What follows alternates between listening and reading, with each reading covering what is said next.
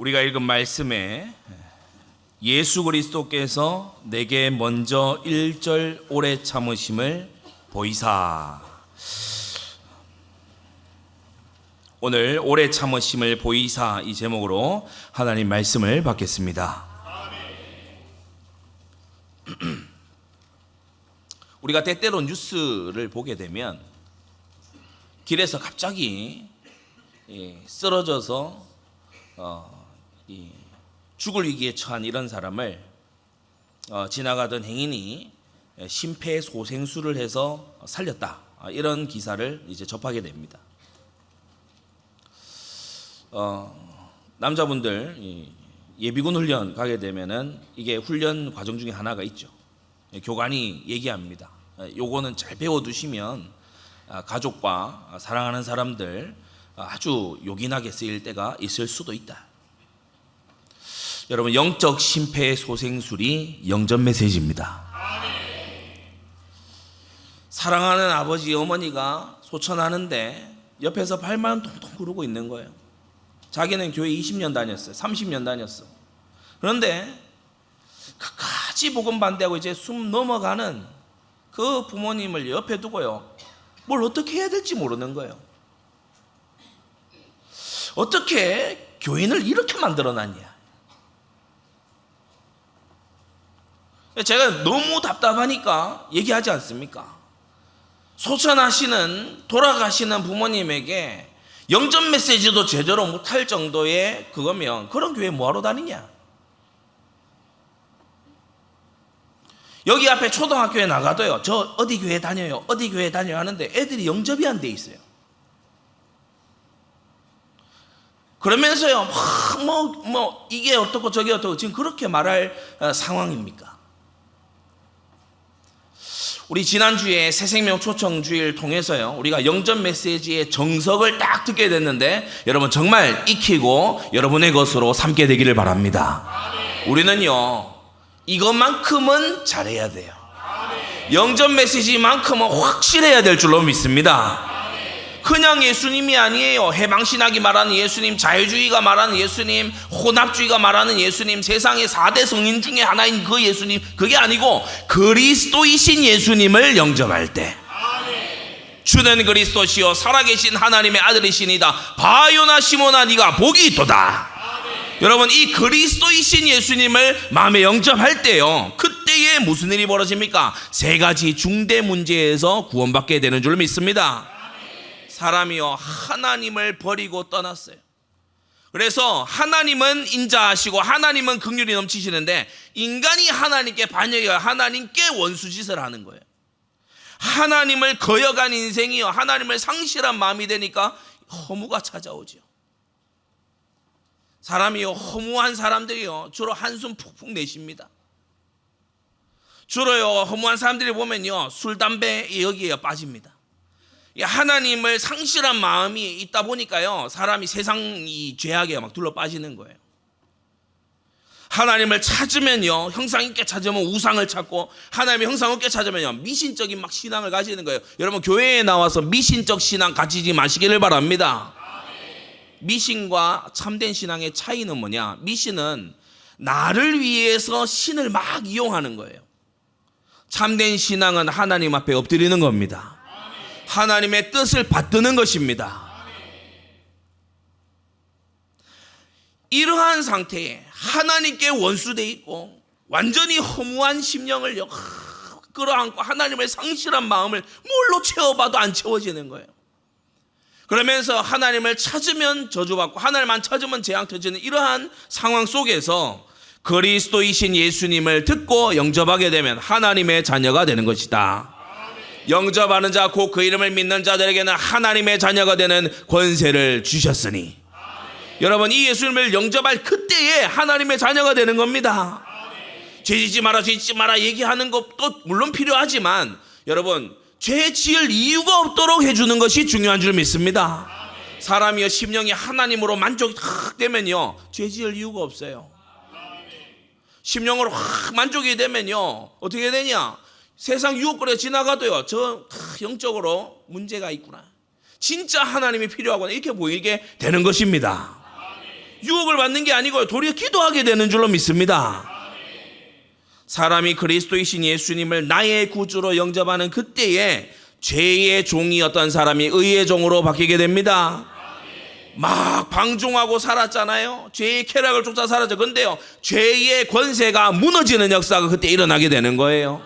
성령께서 오셔서요, 마음의 죄를요 제압해 나가시는 것입니다. 저주와 재앙 속에 있던 이 사람들이요, 하나님의 복의 근원이 되는 대로 이제 나아가게 되는 거예요. 죄 사함의 길을 안 주셨냐? 주셨거든요. 그런데 이것을 거부하니까, 신의 은총을 거부하니까 지옥에 가는 거 아닙니까? 하나님께서요, 복음 안 주시냐? 원시 복음부터 복음 주셨어요. 타락하자마자 복음 주셨어요. 이것을 거부하고 거절하고요, 나는 나를 믿는다, 이런 소리 하니까 결국 지옥에 갈 수밖에 없지 않습니까? 이러한 사람이 그리스도이신 예수님을 하나님의 은혜로 영접하게 되는 그 순간 죄 사함을 받게 되는 줄로 믿습니다. 내 말을 듣고 나 보내심이 믿는 자, 죄 사함을 얻게 되는 것이다. 사망에서 생명으로 옮겨주시고 하나님께서요, 생명과 성령의 법으로 우리를 자유케 하시는 줄 믿습니다. 죄의 사함만이 아니에요. 이전에 즐거웠던 죄가 이제 탄식이 되는 거예요. 왜냐? 그 안에 착한 일을 시작하신 이가 계셔서요, 이전에는 좋았던 죄가 이제 탄식이 되는 거예요. 이러한 은혜가 새 가족들에게, 모든 하나님의 백성들에게 있는 줄로 믿습니다. 죄가 탄식스럽지 않고, 너무 죄가요 막 계속해서 끌린다, 지금 점검 시급하게 다시 해봐야 돼요. 그럴 리가 없거든요. 하나님의 영이 임하시면 그럴 리가 없습니다. 하나님이신 예수님을 그리스도로 나의 구주로 영접하게 되는 그 순간 마귀 자녀였던 사람이 하나님의 자녀로 바뀌게 됩니다. 마귀가 부리는 운명이에요. 다 사로잡혀 있어요. 그래서 점집 가면 점괘 그대로 딱딱 들어맞습니다. 굿 안 할 수 없어요. 안 하면 큰일 나거든. 제사 빼먹었다, 큰일 납니다. 뭐 이런저런 거예요. 막 그러니까 유명한 연예인이나 이런 사람들 중에서도요, 지금 현직 무당돼 있는 사람들 많습니다. 왜냐? 이 신내림이 이게 오는데 안 받으면 큰일 나요. 운명이거든요. 근데 이러한 운명에서, 흑암에서 예수 그리스도를 영접하는 그 자는 구원함을 얻게 되는 것이다. 그가 우리를 흑암의 권세에서 건져내사 그의 사랑의 아들의 나라로 옮기셨으니. 할렐루야. 그래서요, 자아를 섬기고 또는 세상을 섬기다 고통당하고 이러던 사람이요, 만왕의 왕이 함께하는 사람이 되는 줄로 믿습니다. 큰 유혹자가 멀리 떠나게 돼요. 큰 유혹자가 멀리 떠나요. 더 이상 사단이 장악할 수 없는 사람이 되는 것입니다.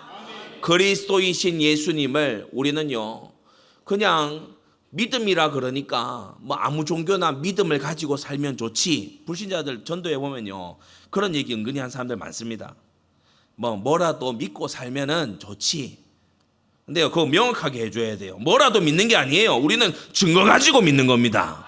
하나님 주신 확고한 증거 가지고 우리는 사실적인 믿음을 가지는 것입니다. 사도행전 17장 31절, 저를 죽은 자 가운데서 다시 살리신 것으로 그리스도의 십자가와 부활로 모든 사람에게 믿을 만한 증거를 주셨다고 했어요. 사람이 증거 없이 막 생각 속에서 믿는 거 공상, 망상이라고 얘기하죠. 그런데 우리 예수님을 믿는 도는요, 죽었다가 부활하신 예수님을 수많은 증인들이 본 것입니다.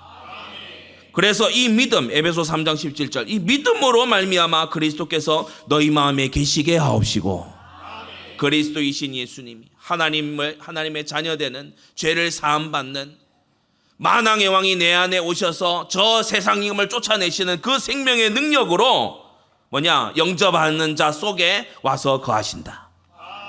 이 믿음으로 말미암아 그리스도께서 너희 마음에 계시게 하옵시고.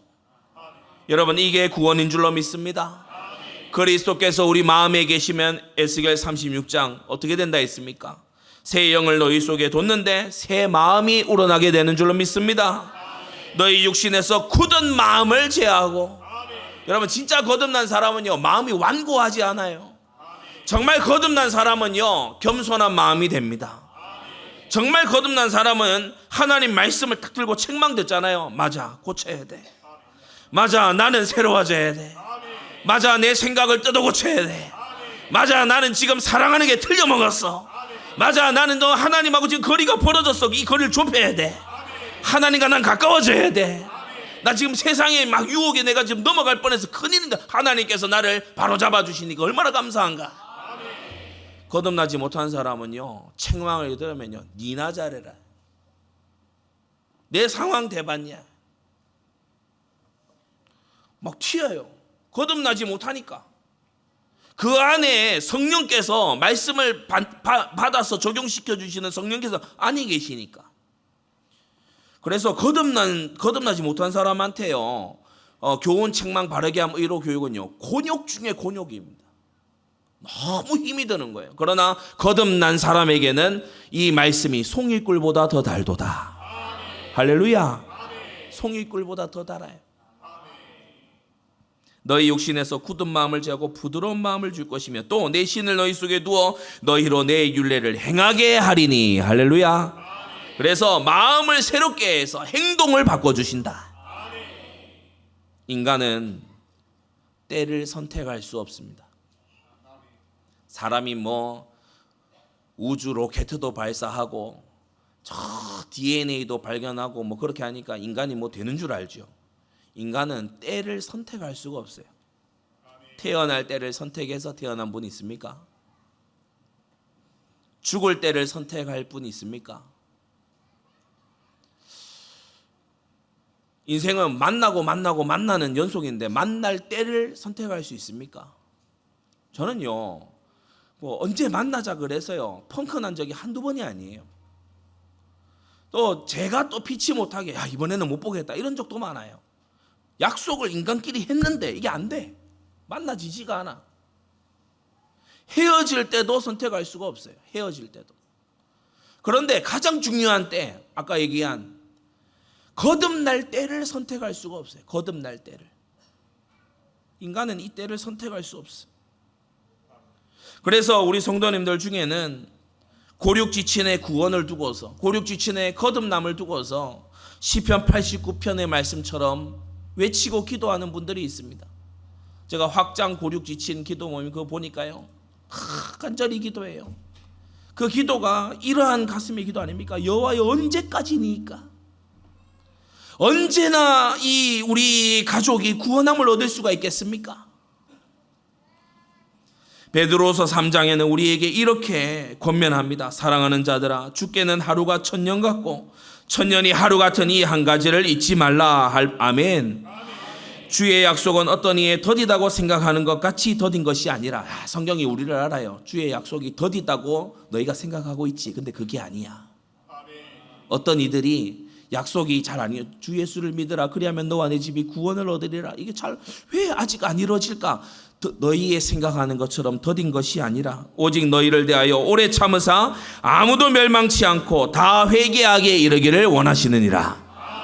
여기서 우리는요 말씀의 중요한 원리와 힌트를 알아야 됩니다. 아무도 멸망하지 않고 다 회개하게 이르기를 원하시느니라. 중요한 힌트를 얻어야 돼요. 잘 들으세요. 내가 진정 회개할 때까지 나의 고륙의 구원이 미뤄져 있다. 다 회개하게 이르기를 원하시느니라. 내가 진정 회개할 때까지 하나님께서요 고륙이 걸림돌 역할을 하도록 계속 놔두시는 거예요. 왜냐? 그 문제 있어야 엎드려.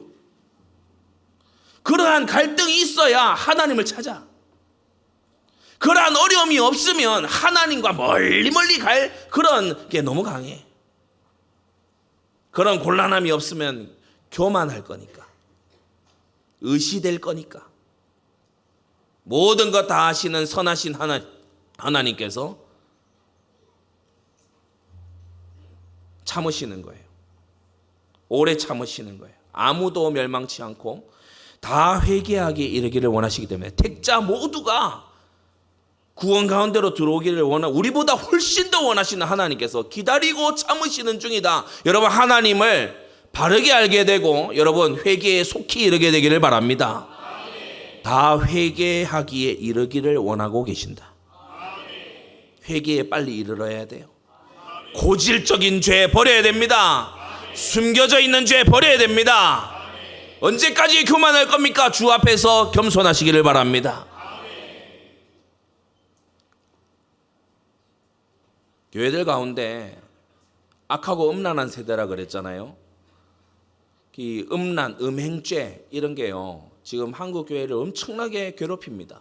오래됐어요.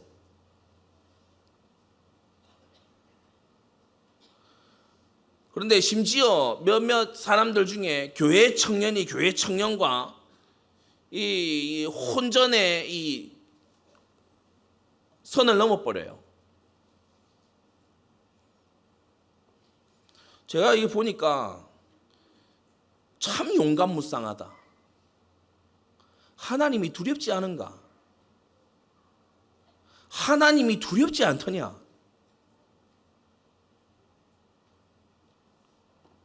하나님을 경외하는 두려움, 세상에서도 하지 말아야 될 일을 교회 안에 들어와서 하는 거예요. 하나님이 두렵지 않습니까?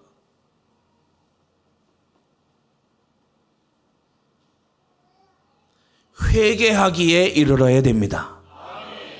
회개는 잘못했습니다 하고 가서 또 그 짓 하는 게 아니고, 회개는 다시 그 길로 가지 않는 게 회개입니다.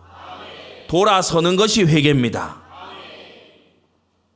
고륙지친들이 고륙지친들이 왜 안 돌아오냐? 하나님은 모두가 회개하기를 원하신다. 여기서 말씀의 큰 힌트를 얻어야 돼요.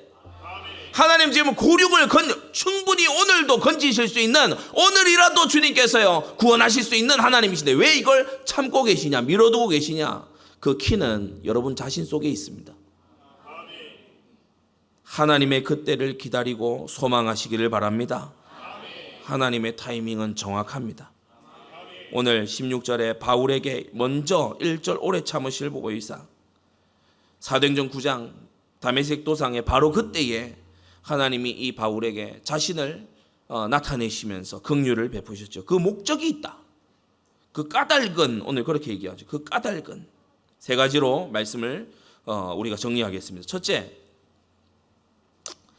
16절에 보시면 내게 먼저 1절 오래 참으심을 보이사 후에 주를 믿어 영생 얻는 자들에게 본이 되게 하려 하심이니라 라고 했어요. 첫째, 훗날에 본이 되게 하시려고 하신 것이다. 로마서 15장을 보게 되면 먼저 기록된 것은 우리의 교훈을 위하여서 기록하신 것이다. 성경의 모든 인물들의 역사가요, 우리에게 교훈을 주기 위해서 하나님께서 기록하신 것이다. 무슨 본입니까? 첫째, 회개하는 죄인들의 본이 되는 것입니다. 바울은 회개하는 죄인들의 본이에요. 바울은 극한 회방자였어요. 복음을 비방하고 복음을 욕하고 이러던 자였어요. 핍박자였어요. 포행자였어요. 바로 앞구절 15절에도 나오지만 죄인 중에 괴수다, 우두머리다 이 말이거든요. 핍박을 선동하고 핍박을 막 지도하던 자였어요. 그런데 이러한 자라 할지라도 하나님이 긍휼을 주시면 변하여서 신자고 제자가 될 줄 믿습니다. 더 나아가 교회의 보호자가 되고요, 선교까지 감당하는 일꾼이 되는 것입니다. 여러분, 하나님의 긍휼은 바꾸지 못할 사람이 없다. 그 본이 되게 하시려고. 교회의 핍박의 지도자였던 바울입니다. 그러니까 언제 어떻게 누구를 통해서 교회를 핍박하는지를 너무 잘 알아요. 그러니까 이 바울이 회개하고 돌아오니까 최고 핍박자가 최고 보호자가 돼버렸어요. 하나님의 지혜는 깊고 놀랍습니다. 본이 되게 하시려고. 너희들 핍박자를 만나냐, 거센 반대자를 만나냐, 두려워하지 마라. 하나님의 긍휼이 임하면 바울 바뀌는 거 한번 봐라. 여러분, 우리는 두려움 없이 복음을 전진시켜야 될 줄로 압니다. 그러면서요, 진정 거듭난 자는 어떤 고백을 하느냐, 진정 회개한 죄인은 어떤 고백을 하냐, 죄인 중에 내가 괴수라고 고백합니다. 죄 다 해결됐다 이런 식으로 뻔뻔하게 나오는 게 아니고요, 내가 죄인 중에 괴수였다가 아니고 내가 죄인 중에 괴수다라고 고백합니다. 그러면서 나는 날마다 죽노라 이런 고백이 나오게 되는 것입니다. 여러분, 회개하는 죄인들의 본이 되게 하시려고 바울을요, 극심한 핍박자였던 바울을 주님께서요 건지신 거예요. 두 번째, 이방인의 스승이자 본이 되게 하시려고 바울을 택하시고 은혜 베푸셨다. 디모데전서 2장 7절에 이방인의 스승이 되었노라 이렇게 말했죠. 바울이 어려서부터 유대 율법을 배우고 자랐어요. 이스라엘의 가장 엄한 파에서, 바리새파 중에서도 가장 엄한 파에서 유대 율법주의를 배우고 자랐어요. 헬라 철학을 길리기아 다소 철학의 도시에서 배우고 자란 겁니다. 더 나아가서 로마 지역 아닙니까? 로마 종교를 보면서 이제 자라난 거예요. 이 성장기 때 이렇게 이 세 가지가 바울에게 섭렵이 돼 있어요. 이 세 가지가 훗날 보니까 이방의 전도 현장 가기에 너무 최적화되어 있는 거예요. 하나님은 저와 여러분들의 과거 속에 미래 사역의 방향을 두고 계신다.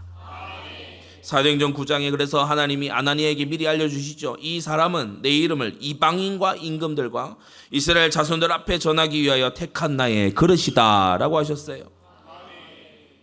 유대 율법에도요 흠이 없어요. 헬라 철학도요 어느 정도냐, 이 아테네의 철학자들하고 어깨를 견줄 정도로. 그러면서 이제 로마 종교에도요 굉장히 밝아요. 그러니까 어떻게 이것을 변증해야 된다 이걸 잘 알고 있죠.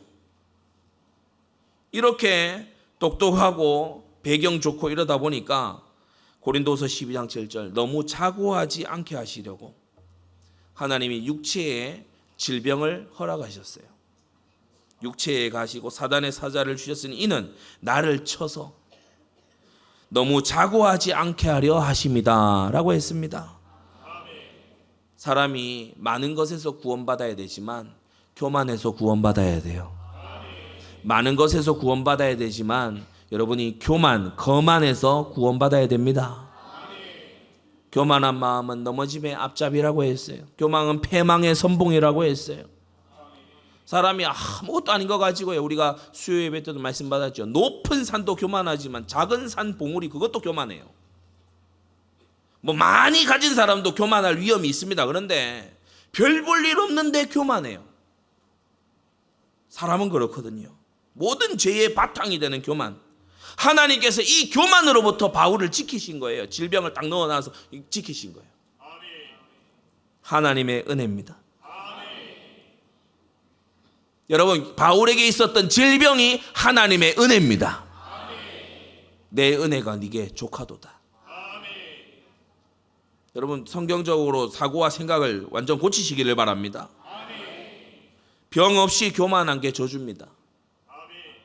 약점이 있어서 교만에서 건져지는 그 하나님의 은혜입니다. 셋째, 무슨 본이냐? 충성된 목회자의 본이 되게 하시려고 라고 했어요. 지금 디모데전서 1장을 우리가 봤는데 2장에는 이방인의 스승이자 본, 그래서 3장과 5장에는 이 목회자로서의 본을 이렇게 보여주지요. 특히 디모데전서 3장에 보면 중직자를 어떻게 세울고 또 어떻게 훈련할 것이냐 그걸 이제 알려주는데 네 가지 부분에서 중직자가 되기 위해서 네 가지 부분에서 자격을 갖춰야 된다. 먼저 개인적으로 경건해야 된다. 개인적인 경건이 있어야 돼요. 막 입이 쌍스럽고 그리고요 사람이 막 욕심으로 그득그득하고요 세상에서도 손가락질 받고 이런 사람은 중직자 하면 안 됩니다. 그 사람은 신앙이 많이 고쳐져야 되지 교회의 중직자가 되면 직분자가 되면 안 되죠. 그러면서 두 번째는 뭡니까? 자기 집을 잘 다스리는 자라야 된다고 했어요. 사람이 자기 집을 다스려서 자녀로 복종케 할 줄 알아야지 자기 집도 다스리지 못하면서 어찌 하나님의 교회를 돌아보리요 라고 말하고 있는 겁니다. 중직자 자녀가 교회도 안 나와. 그런데 더 심각한 거는 그런 자녀를 두고 애타게 기도도 안 해. 중직자 자격 되는 겁니까? 교회에서 이탈해가지고 세상에 막 나가서 돌고 있는 자기 자녀를 위해서도 기도 안 하는데 교회 청년들과 청소년들을 위해서 기도할까요? 안 하죠. 중직자 자격이 됩니까? 심지어요, 자녀가 완전히 탈선해 버렸어. 그래 자녀가 완전히 막 이상하게 막 가버리는 거예요. 그거 정말요, 중직자로 세우기에 부적합한. 그러니까 바울이 그걸 딱 얘기하잖아요. 너 교회를 잘 목양을 하기 위해서 디모데 잘 들어라. 나의 본을 잘 배워라. 뭐냐? 중직자는 이래야 된다. 개인적으로 경건하고 먼저 자기 가정을 잘 다스릴 줄 알아야 된다. 우리 장로님들, 권사님들, 안수집사님들 이 말씀 바르게 듣게 되기 바랍니다. 가정에서요, 신앙교육 똑바로 해야 돼요. 가정에서 자녀들을 복종시키는 그런 부모가 돼야 돼요. 이상하게 하나님 거역하다가 다 두드려 맞고 자식들에게 업신여김이나 당하고 그러지 말고 제대로 해야 됩니다. 그리고 교회를 넘어서 교회에서 돼야 되냐? 교우 간에요, 아주 이렇게 은혜로워야 돼요. 예, 본이 되어야 돼. 그러면 교회 안에서 참 섬기는 그런 사람이 되어야 돼. 교회를 이제 넘어서 뭐냐? 사회에서 믿지 않는 자들에게도 존경받는 사람이라 해야 돼. 이런 사람들로 중직자를 세워라. 이 네 가지 영역에서 뭐라고 했냐? 먼저 시험해 보고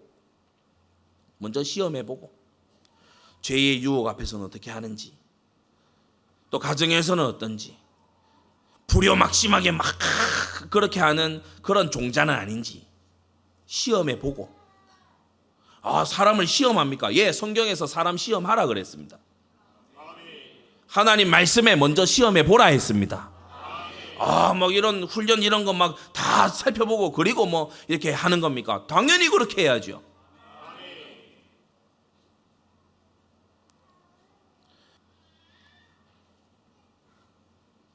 먼저 시험해 보고 책망할 것이 없으면 그 이후에 직분을 감당하게 해라. 디모데에게 다 알려주는 거예요. 본이 되는 거예요. 훗날에 수많은 목회자들에게 본이 되는 거예요. 디모데전서 5장에도 보면요, 과부에 대한 규례를 아주 이례적으로, 이 5장 전체가 과부에 대한 규례로 거의 가득 차 있습니다. 과부가 어떻게 해야 되냐? 과부가 만약에 생겼다 그러면 자기 집에서 먼저 효행을 다하게 해라. 과부가 생겼냐? 남은 자녀들 또는 친척들, 그들이 집에서 먼저 효행을 하도록 그렇게 해야 된다. 과부의 명부에 올릴 자는 60세 이상으로, 성경이 굉장히 자세하죠. 60세 이상으로 한 남편을 잘 섬긴 자라야 되고, 행실에 아주 이 책망할 것이 없는 자라야 되고, 이 조건들을 쭉 알려줍니다. 그런 자만 과부의 명부에 올려서 교회에서 이렇게 참 이렇게 기도해주고 돕기도 하고 이렇게 하는 거지, 젊은 과부는 거절해라. 젊어도 막 그런데요, 60 안 됐냐? 거절해라.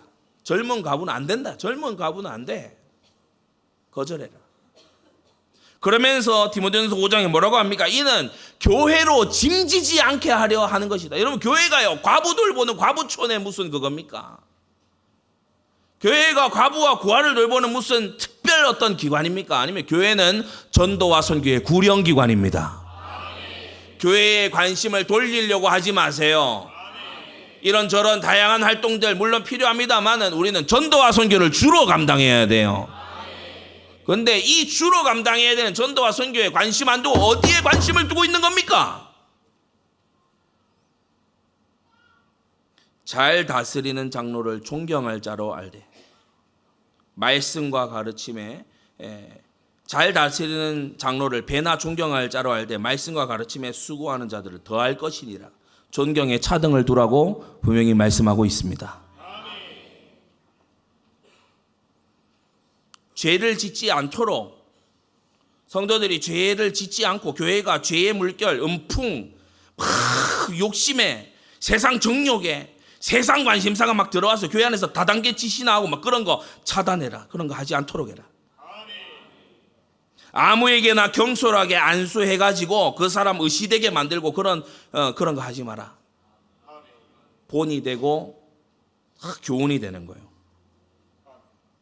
그래서 바울이 말하지요. 만일 내가 지체하면 너로 내 역할을 하게 할 건데, 바울의 숱한 사역의 경험은 디모데에게 본이 되고 훗날의 수많은 목회자들에게 본이 된 것입니다.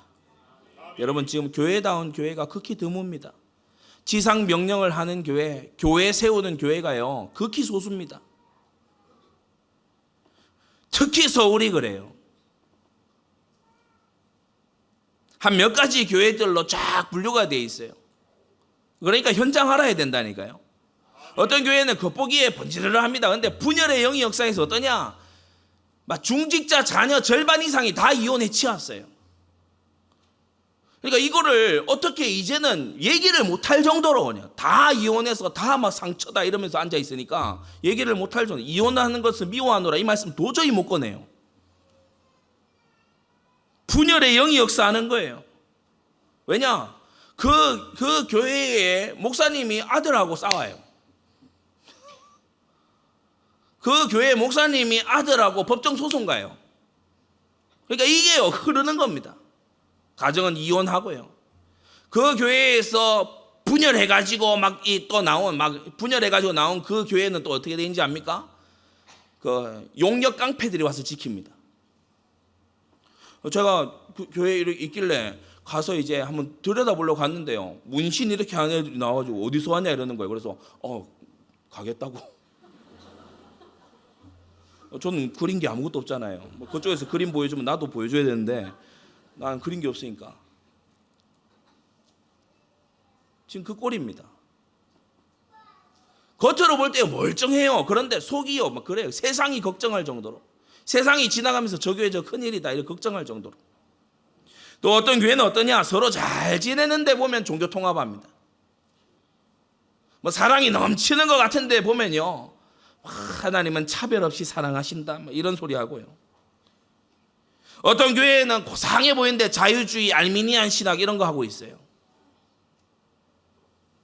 자유주의 신학에 물들어가지고 도덕경에 나타난 노자에 나타난 뭐 기독교 사상 이런 거 세미나 합니다. 뭐 기독교와 뭐 불교의 대화 이러면서. 이도저도 아니면요, 교회가 복음이 없어요. 충격적인 거 아닙니까? 아파트 벨을 눌렀어요. 어느 교회 장로래 그러시냐고. 예수님을 영접하고 이렇게 하는 그게 뭐냐요?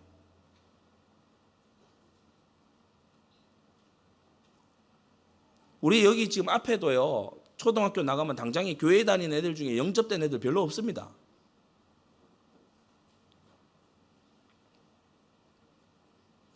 이렇게 다 되어 있는 속에서요, 이제 겁 없이 막 교회를 이리저리 뛰어다니는 철새 교인들도 또 넘쳐나죠. 여러분, 바울이 가르치고 교훈한 이것처럼, 디모데가 배운 이것처럼 우리가 나아가게 되면 성경의 반석이 우리를 지킬 줄로 믿습니다. 본이 되게 하시려고 바울로 하여금 경험하게 하신 거예요. 참 바울이 경험했을 때 젊은 과부는 항상 아니었나 봐요. 그래서 젊은 과부는 1절 받지 마라 그렇게 하고 있죠. 그 두 번째, 먼저 1절 오래 참으심을 보이셨다. 네 가지 정도인데 바울에게요, 회심 전부터 하나님께서는 예비적인 은혜들을 주셨어요. 그 은혜가 뭐냐? 오래 참으심의 은혜입니다. 자신만만한 청년 사울을요, 오래 참으셨어요. 이 사람이 자신만만할 만하죠. 길리기아 주도의 다소 출신입니다. 그러니까 소읍 출신이 아니에요. 큰 도시에서 태어났어요. 로마 시민권자예요. 나중에 뭐 로마 그 장교가 묻잖아요. 나는 이 비싼 돈을 주고 샀는데 너 어떻게 로마 시민권 갖고 있냐? 난 나면서부터 갖고 있다. 그 말인즉슨 우리 부모도 로마 시민권 갖고 있다. 우리 집안이 로마 시민권을 갖고 있다. 알겠냐? 로마 이 장교가 놀라는 거예요. 나면서 8일 만에 또 할례도 받았어요. 완전히요, 유대율법에 딱. 그러면서요, 베냐민 지파다 왕가의 계보다 이 말이거든요. 바리새인 중에 바리새인이다. 가말리엘 문화에서 최고 학부에서 배웠어요. 그뿐만이 아니에요. 그 이후에 이 이스라엘의 정치에도 깊이 관여해서 사내들인 공회원이다. 사도행전 9장 2절을 보면 대제사장에 가서 공문을 받아가지고 가는 대제사장의 대사예요. 율법으로는 흠이 없는 자고, 지식으로는요, 아테네의 철학자들과 견주어도 밀리지 않고요. 나중에 바울을 고발하는 변사 더둘로나 제사장들이나 이런 사람들이 와도요, 하나도 밀리지 않는 이 정도의 능력과 아주 이 학벌이 있고 배경이 있는 가문이 있는 이런 사람이에요. 하나님께서 니고데모나 또 제사장의 물이나 백부장 고넬료처럼 미리 이 바울을 회심시키실 수 있죠. 그런데 하나님께서 오래 참으세요. 하나님의 오래 참으시면은 이유가 있습니다. 두 번째, 스데반의 순교를 주동했어요. 스데반을 돌로 쳐 죽이는 일을 주동을 했다고. 사도행전 7장에 잘 나오죠. 사울이라 하는 청년의 발 앞에 옷을 벗어두고 돌로 쳤어요. 스데반이 부르짖어가지고 주 예수의 내용을 받으시옵소서. 근데 이제 스데반이요, 하늘이 열리고 주 예수께서 하나님 우편에 서신 것을, 오른편에 서신 것을 보노라 이러면서 이제 순교했지 않습니까? 사랑하시던 제자 스데반의 죽음에도요, 하나님께서 단숨에 바울을 쳐서 쓰러뜨릴 수 있잖아요. 그런데요, 참으셨어요. 오래 참으셨어요. 세 번째, 교회가 받는 핍박과 위협 속에서도 주님은 또다시 참으셨어요.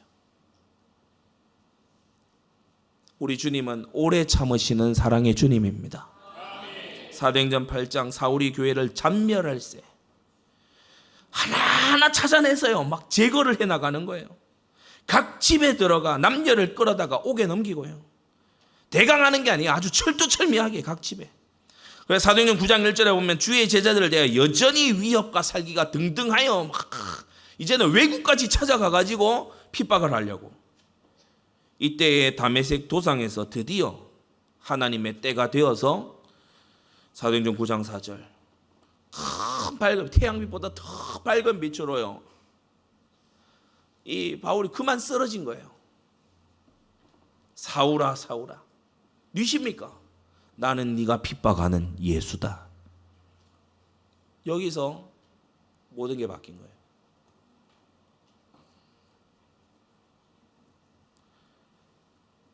왜 나를 핍박하냐라고 하셨습니까? 교회는 주님의 몸이기 때문입니다. 교회가 당하는 일을 우리 주님은 당신 자신의 일로 여기신다. 그러니까 여러분, 교회를 아끼시기 바랍니다. 교회에 덕이 되도록 하시기를 바랍니다. 교회를 아끼지 않고요, 이 사람 저 사람 막 등쳐먹고 이런 짓을 하면 안 됩니다. 교회에 덕이 되도록 해야 돼요. 나의 말이, 나의 행동이 어떤 영향을 끼칠까? 모두가 나처럼 행동한다면 어떻게 될까? 이걸 생각을 해야 된다는 것입니다. 교회를 아끼는 게 주님을 아끼는 겁니다. 교회를 섬기는 게 주님을 섬기는 겁니다. 근데 교회를 막 잔해하는 이 사울을 향해서 사울아 사울아 어찌하여 네가 나를 핍박하느냐. 이때 다메섹 도상에서요, 완전히 고꾸라진 거예요. 다메섹의 아나니아에게 붙이셨죠. 선교지에 있는 지교회입니다. 하나님의 계획이 있는 회심의 그 장소입니다.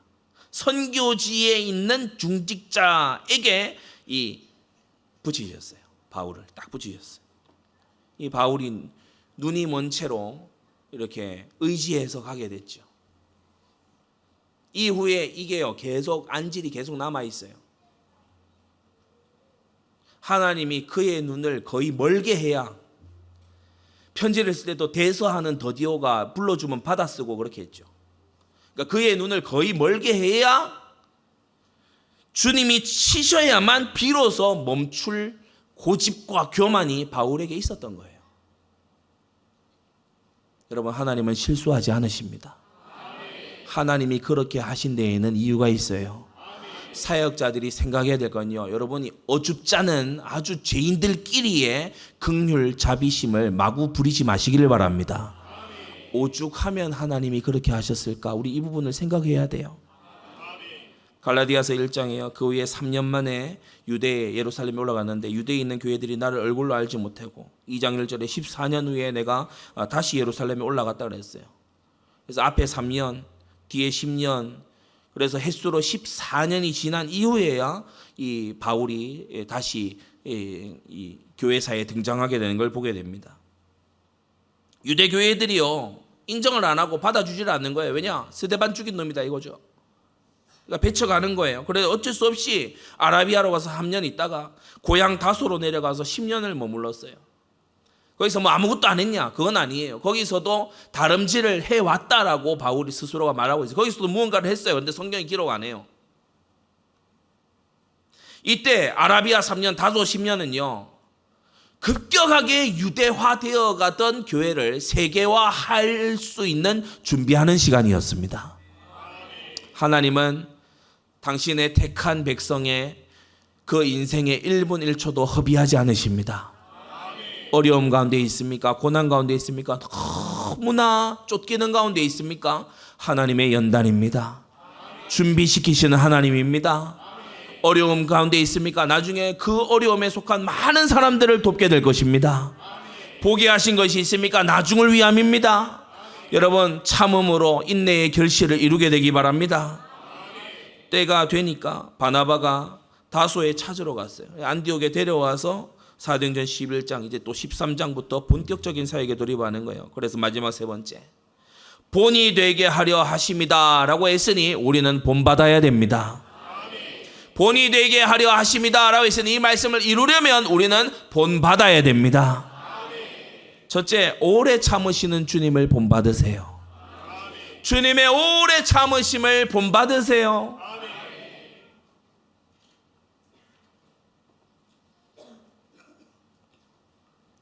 촐랑대면서 교회를 여기 갔다가 저기 갔다, 뭐 무슨 일 있다고 여기 갔다가 뭐 이랬다가 저랬다가 뭐 그거요, 너무 신앙 성장에 아예 이 방해가 됩니다. 쉽게 막 포기하는 거예요. 쉽게 막 내던져 버리는 거예요. 감정이 막 약간 막 상했다 이러면요, 막 하던 거 막 다 집어치우는 거예요. 오래 참으시는 주님을 본받아라. 주님은 간음하다가 잡혀온 여인에게 너희 중에 누구든지 죄 없는 자가 먼저 돌로 치라 그러니까 다 돌 내려놓고 갔다 그랬죠. 그래서 그 여인에게 너를 정죄하던 자 어디 갔느냐? 주여 없나이다. 예수님께서 네 죄 사함 받았다, 모든 문제 해결 끝 이렇게 하신 게 아니고 나도 너를 정죄하지 아니하노니 가서 다시는 죄를 범치 말아라. 오래 참으시는 거 있죠. 다시 한번 기회를 주시는데 돌아가서 또 그 짓 하면 되겠습니까? 아니 될 줄로 믿습니다. 다시 한번 기회를 주세요. 사랑은 오래 참는다고 했습니다. 하나님의 백성도 히브리서 6장 내가 반드시 너를 복주고 복주며 너를 번성케 하고 번성케 하리라 하셨더니 저가 이같이 오래 참아 약속하신 것을 받았다라고 했어요. 약속이 있다면 참으십시오. 주님의 약속은 이루어집니다. 사람은 약속을 다 어길지라도 하나님은 약속을 지키십니다. 고륙지체의 구원을 두고 기도하는 성도님들, 기도와 선한 행실 가운데 오래 참으십시오. 제가 최근에 우리 외숙모께서 소천하셔서 이렇게 장례를 이제 위문을 가게 됐습니다. 조문을 가게 됐는데 우리 성도님들 뭐 대강 또는 자세히 뭐 다 아시다시피 많이 이렇게 복음과 또 우리 이 가정을 이렇게 막 반대합니다. 네, 그렇게 이제 좀 그렇지요. 그래서 이 위로 예배를 어떻게 해야 되냐? 그러니까 제가 보니까 사모님도 저한테 선뜻 얘기를 못 하세요. 뭐 할 수 있겠냐? 할 수 있으면 어떤 좋은데 제가 그 장례식장에 앉아서 좀 기도했어요. 예, 기도하고 그래 해야 되겠다.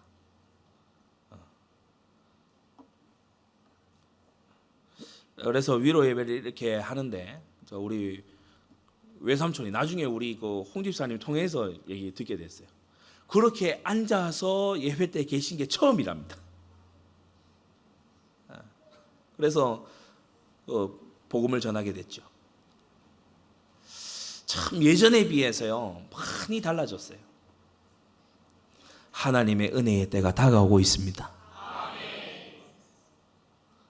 이 열망, 고륙 구원에 대한 이 열망 때문에 여러분도 고륙을 위해 기도하게 됐잖아요. 하나님 오래 참으시는데 모든 사람이 회개하기에 이르기를 원하고 계신다. 그래서 어쩌면 저는 그런 생각을 언뜻 했어요. 어쩌면 우리가 하나님의 계획을 다 알 수 없지만 어쩌면 우리 교회의 수많은 사람들이 친지와 친척을 구원하는 그날까지 하나님께서 우리 특히 사모님의 그 집안을 주님께서 잡고 참고 계시는 것은 아닐까. 이 간절한 열망으로 모든 성도들의 고륙과 지친들을 다 깨워서 전도해야 되고 살려야 된다라고 외치게끔 주님께서 붙잡고 계시는 것은 아닐까. 양가가 다 믿고 다 중직자고 다 기독교 집안 7대 8대고 목회자가 그래봐요. 성도들의 그 답답한 그 세정을 알겠습니까? 막 제사 가지고 여전히 막 싸우고 있는 그걸 알겠냐 말이에요. 하나님의 오래 참으심에는 이유가 있습니다. 고륙의 구원을 위해서요 기도하고 있는 여러분, 기도에 그 줄을 느슨하게 하지 말고 다시 부여잡고 기도와 선한 행실 가운데 오래 참고 결코 낙심하지 마시기를 바랍니다. 베드로전서 3장에요. 혹 도를 순종치 않는 자라도, 이때는 그 남편을 뜻하는 겁니다. 순종치 않는 남편이라도 말로 말미암지 않고, 표시하게 해두세요. 말로 말미암지 않고. 말만이 한다고 되는 게 아니에요. 그 아내의 행위로 말미암아 구원을 얻게 하려 함이니 너희의 두려워하며 정결한 행위를 봄이라 라고 했어요. 믿는 아내의 행위가 믿지 않는 남편의 구원에 유익하다고 성경은 말합니다. 오래 참으시는 주님을 본받으세요. 두 번째, 변화받은 바울을 본받으세요. 여러분은 얼만큼 변화되어 왔습니까? 올해에도 계속 변화되어져 가야 되고 그리스도의 형상을 본받기까지 계속 변화되어져 가야 됩니다. 바울은요 한때 자신만만했어요. 교만했어요. 포악하고요. 살기가 넘쳤어요. 그런데 예수를 믿고 난 다음에 바울이 점차점차 어떻게 변해가냐? 순간순간 기도하는 사람으로 바뀌어가는 거예요. 바울이요 계획을 딱 세우고요 막 계획 뭐 받을 거 받아서 갈 거 가고 이런 사람이었거든요. 그런데 순간순간 기도하고 의지하는 사람으로 바뀌었어요. 겸손한 사람으로 바뀌게 된 것입니다. 내가 죄인 중에 괴수라고 하잖아요. 만삭되지 못하여 난 자와 같다라고 하잖아요. 나 좀 덜 떨어졌거든 이 말이거든요. 희생하는 거예요. 희생하는 거예요. 그러면서요 살기를 띠던 이 사람이요 참 두 손 걷어붙이고 수고하는 사람으로 바뀌게 된 것입니다. 여러분 뻣뻣하고 뒤로 이렇게 휙 뒤집어져 있던 그런 자세가 아니고요 하나님의 소원인 전도와 선교예요. 두 손 걷어붙이고 수고하는 그런 중직자가 되십시오. 그런 사람이 되는 것이 성령의 뜻이고 하나님 뜻입니다. 지난날 배우고 익혔던 율법, 헬라 철학, 로마의 문화들, 관습들 이런 게요 전도와 선교에 얼마나 유익하게 쓰이는지 몰라요.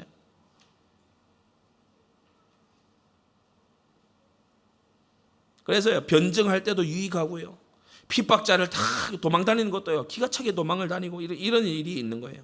그러면서 직접 만나고 함께했던 스데반, 또 아나니아, 또 자기를 불러온 바나바 이런 사람들을 가까이서 다 보고요. 이 사역자들이잖아요. 이 사역자들을 가까이서 듣고 보고 딱 배우면서요 교회 세우는 중직자, 교회 세우는 목회자의 모델로 변화되어져 간 바울입니다. 여러분은 선한 데 지혜로고 악한 데는 미련하시기 바랍니다. 이상하게 막 꼼수 부리고 이런 건요 미련해야 돼요. 잘 모르겠고 별로 좋아 보이지 않고. 그런데 어떻게 하면은 불신자를 영접 전도에서 끝나는 게 아니고 정착해서 제자로 자라게 할 거냐 이런 데는요 지혜로워야 돼요. 어떻게 하면은 예수님이 명령하신 지상 명령을 이룰 거냐 여기에는요 막 지혜로워야 돼요. 이 부분에 두고요 막 발전해 가야 돼요. 그리고 막 잘하는 사람 있으면요 배우고 막 이렇게 그렇게 되어져 가시기를 바랍니다. 선한 데 지혜롭고 악한 데 미련해야 돼요. 악한 거예요. 이렇게 하면 티가 안 나게 뭐 어떻게 뭐 그런데 미련해져야 됩니다. 거짓말을 능큼하게 잘하는 사람 말고요. 거짓말 하려고 그러면 막 온몸이 떨리고 이래야 돼요. 할렐루야. 그래 참말을 하고 하나님 앞에요 참 경외하는 말을 하고 우리 그렇게 바뀌어져 가야 됩니다. 결론입니다. 기도가 지속된다면 응답은 옵니다. 기도가 되고 있다면 응답은 옵니다. 왜냐? 성령께서 그 기도를 고쳐서라도 주님은 우리에게요 좋은 거 주시는 하나님이에요. 지금 믿어서 거듭나게 됐다. 완전히 하나님의 은혜입니다. 그러나 지금 믿지 않고 자꾸 완고하다. 제자가 되지 않고 자꾸만 이렇게 머물러 있다. 숨겨진 계획이 있습니다. 결코 낙심하지 마세요. 오래 참으심을 보이사 후에 주를 믿어 영생 얻는 자들에게 본이 되게 하려 하심이다 라고 했어요. 주님의 오래 참으심에는 이유가 있어요. 오늘 특히 말씀의 힌트를 잘 얻으라고 모든 사람이 회개하기 이르기를 원하신다라고 했어요. 어쩌면 내 고륙의 구원이 미뤄지고 주님이 계속해서 견디시고 참으시는 이유가 내가 회개치 않는 이유일 수 있습니다. 오늘 회개하는 주일, 주님 앞에 바로 서는 주일, 하나님의 오래 참으심을 배우는 그러한 복된 주일 되시기를 바랍니다. 기도하겠습니다. 거룩하신 아버지 하나님, 내가 긍휼을 입은 까닭은 예수 그리스도께서 내게 먼저 1절 오래 참으심을 보이사 후에 주를 믿어 영생 얻는 자들에게 본이 되게 하려 하심이라 했습니다.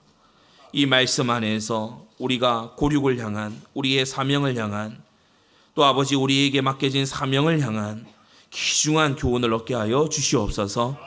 오래 참으신 주님을 본받게 하여 주시옵시고 마침내 변화받은 바울을 또한 본받을 수 있도록 역사하여 주시옵소서. 주여 낙심치 아니하고 전도와 선교에 매진하는 그리스도의 제자가 되며 영원한 멸망으로부터 건져내는 그 구원사에게 쓰임받는 모든 중직자와 제자들 되도록 역사하여 주시옵소서. 예수 그리스도의 이름으로 기도드리옵나이다. 아멘.